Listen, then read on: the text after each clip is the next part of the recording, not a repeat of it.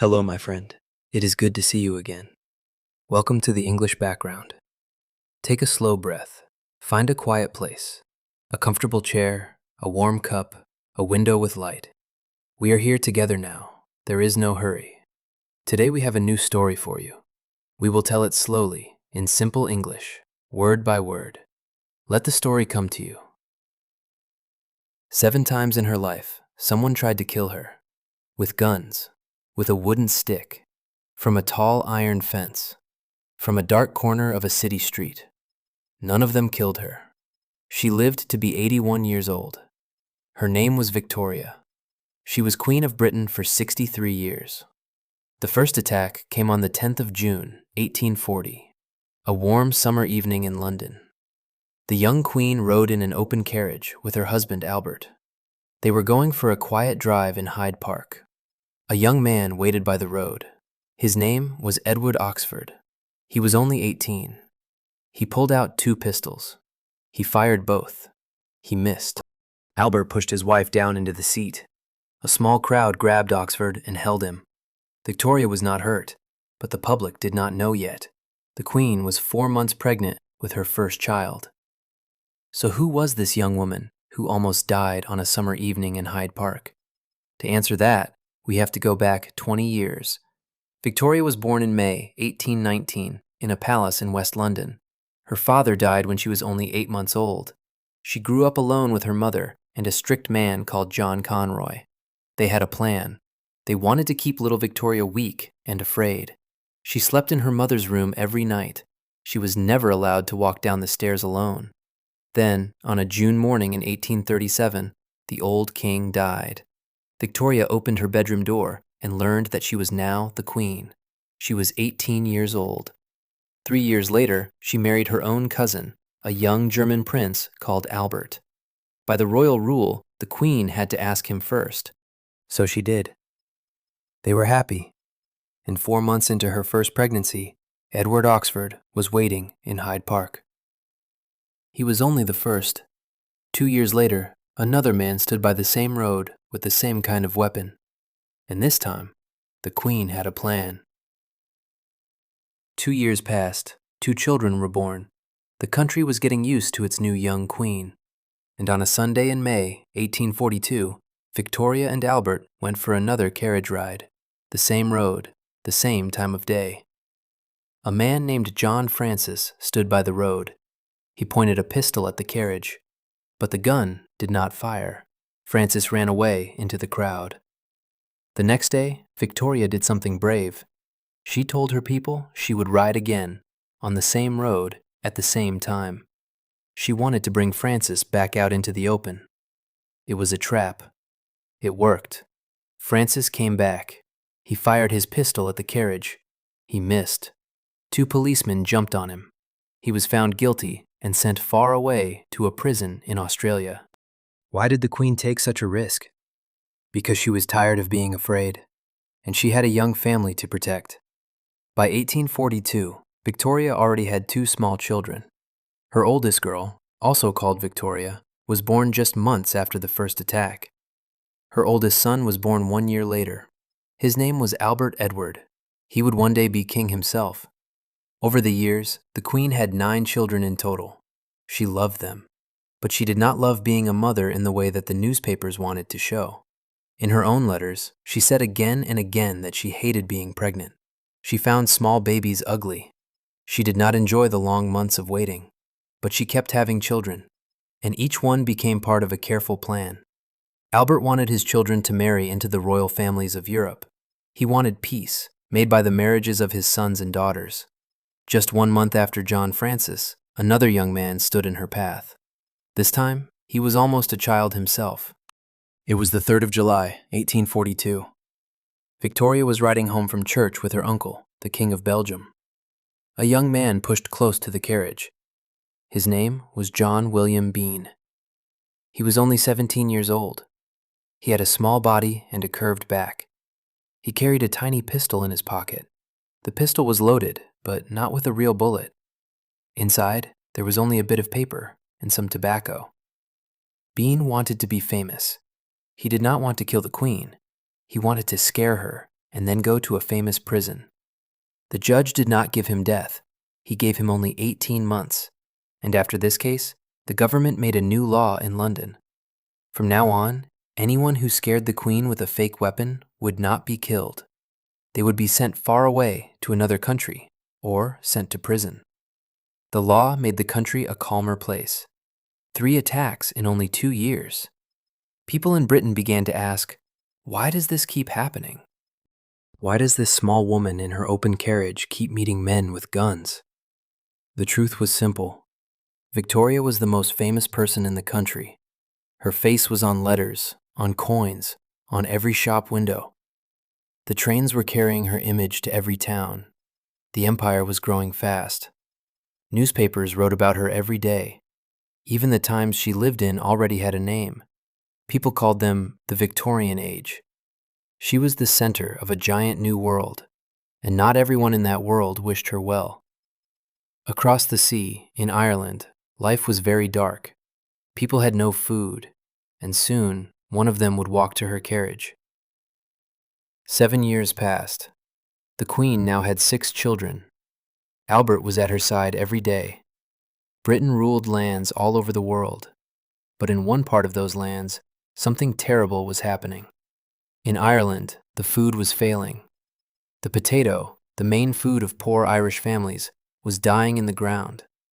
Many were leaving Ireland forever, on big ships across the sea. Many people in Ireland were angry at the British Queen. They felt she did too little to help. On the 19th of May, 1849, an Irishman with no job stood near Constitution Hill in London. He was waiting for the Queen's carriage. His name was William Hamilton. The carriage drove past. Hamilton lifted a small pistol. He pulled the trigger. The pistol made a loud bang, but there was no real bullet inside, only powder. He was caught, like the others. The judge sent him far away to a prison in Australia for 7 years. 3 months later, Victoria did something British queens almost never did. She visited Ireland. She wanted to see the country with her own eyes. People in the towns came out to see her. Some smiled, some did not. The country was still hungry. Back home in London, Albert had a much bigger idea. He wanted to show the world how strong and modern Britain was. He started planning a great show in Hyde Park. It would be called the Great Exhibition. It would open in 1851. Things were busy and bright. The empire was growing. The trains were faster every year. The Queen was now in her 30s. She thought the worst was behind her. Then, in the summer of 1850, a different kind of man came near her carriage. He carried no gun. He carried a wooden stick. And he was the only one who would actually hit her. It was the 27th of June, 1850. Victoria was in her carriage, leaving the home of a sick uncle. A man stood waiting by the road. His name was Robert Pate. Years before, he was an army officer. Now, he was simply a strange, lonely man. Pate stepped forward. He raised a small wooden stick, and he hit the Queen across the front of her head. It was the only time in all 7 attacks that someone actually touched her. The stick left a mark on her face. Her hat protected her from the worst of the blow. She had a big bruise on her forehead for many weeks. But that same evening, Victoria did something incredible. She put on a clean dress. She covered the bruise as well as she could, and she went to the opera. When she walked into the room, the whole crowd stood up. People shouted her name. She bowed to them and sat down to enjoy the music. In the years that followed, life with Albert was rich and busy. The Great Exhibition opened in 1851. 6 million people came to see it. Albert was the proud designer of it all. The royal family was now a kind of model for every British home. A happy mother, a busy father, many children. But happiness can break in a single week. In December 1861, Albert got very sick. The doctors said it was a serious fever, the kind that comes from bad water. Within 14 days, he was dead. He was only 42 years old. Victoria's world stopped. She was 42 as well. She put on a black dress, and she would wear black for the next 40 years, until the day she died. For the rest of the 1860s, the Queen barely left her house. Some people in Britain began to wonder if they still needed a queen at all. And in February 1872, one young man jumped her garden fence to make his point. It was the 29th of February, 1872, late afternoon at Buckingham Palace, the Queen's home in London. Victoria's carriage rolled into the courtyard. A young Irishman called Arthur O'Connor was hiding by the palace fence. He was only 17. He climbed over the iron bars. In his hand, he held an old pistol with no bullets in it. He just wanted to scare the Queen and demand freedom for some Irish prisoners. He ran towards the carriage, but before he could touch the door, a tall Scottish servant grabbed him from behind. The servant's name was John Brown. He was strong, with a deep voice and a thick beard. Now he was a kind of bodyguard for the lonely Queen. O'Connor went to prison for 1 year, and John Brown became famous in every newspaper in the country. After Albert's death, Brown grew closer and closer to Victoria.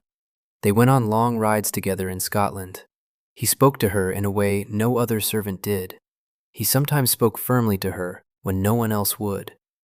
Some newspapers laughed and called her Mrs. Brown. Some said she secretly married him.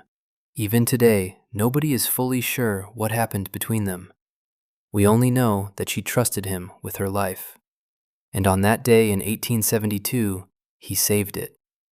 In these slow, sad years, the country gave Victoria one more big title.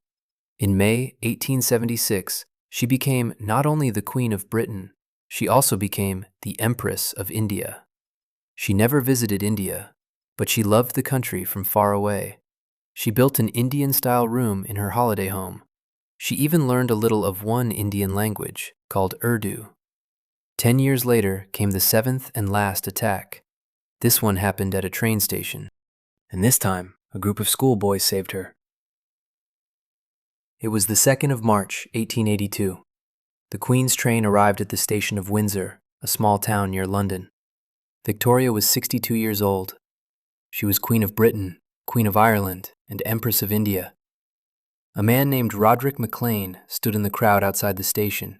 He was a poet who could not sell his poems. He blamed the Queen for his hard life. He had a small pistol in his pocket. As her carriage came past, he lifted it and fired. He missed. What happened next was unusual. A group of boys from a nearby school stood in the crowd. The school was called Eton, a famous old place where the sons of rich families went. The boys saw what was happening. They lifted their umbrellas and ran at MacLean. They hit him until the police came. The judge said MacLean was not in his right mind, so he was sent to a hospital, not killed. Victoria was very angry. She wrote in her diary that night, "The bullet found, and yet he is only to be shut up." She pushed for a new law so the same thing would not happen again. After this, no one ever tried to kill her again. The years that followed were the brightest of her late life.